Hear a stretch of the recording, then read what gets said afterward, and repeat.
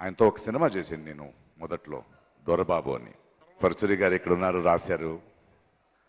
చిన్న నటుడిని నానప్పుడు, ఇంకా అప్పుడే ప్రవర్ధమానికి వస్తున్నాను.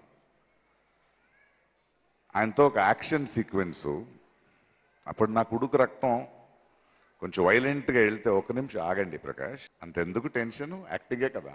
ఆ తర్వాత ఆయనతో మాట్లాడుతుంటే ఆయనకున్న వినయం, సౌజన్యం, ఆయన తెలుసుకున్న విషయాలు ఎన్నో మాట్లాడుతూ మాట్లాడుతూ సినిమా ఆ షెడ్యూల్ పూర్తయ్యేసప్పుడు ఆయన ఒక మాట అడిగాడు నన్ను. నాకు గుర్తుంది, అది మే 31వ తారీఖు.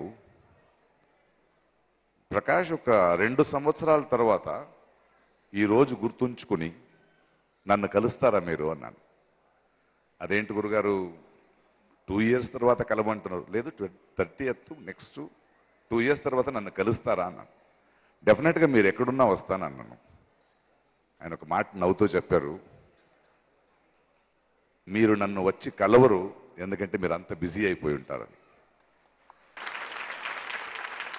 ఆయన ఎందుకు ఆ మాట అన్నారో తెలియదు నాకు. 2 సంవత్సరాల తర్వాత నేను నిజంగా వెళ్ళి కలవలేదు.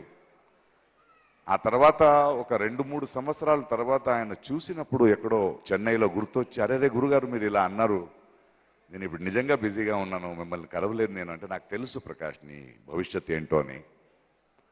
ఆయన ఇంకో మాట చెప్పారు,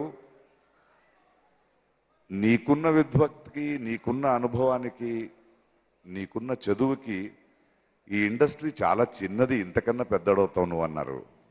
తెలియదు నాకు, కానీ ఆయన దీవించింది, ఆయన ఊహించింది, ఆయనకున్న ఒక అవగాహన, ఒక మనిషి పట్ల ఆయనకున్న ప్రేమ, మనసులో ఏమీ లేకుండా దీవించే ఆ శక్తి, అలాంటి మహానుభావుల వల్లే మనం ఇక్కడ ఉన్నాం. ఆయనలాంటి మనిషి, ఆయనలాంటి మనస్సు, ఆయన బ్రతుకున్నప్పుడు ఆయనకి తన సాటి నటులు కానీ ప్రేక్షకులతో ఉన్న అనుబంధం ఎప్పుడు చిరకాలం ఉంటుంది. చాలా గర్వంగా ఫీల్ అవుతున్నాను. Thank you so much.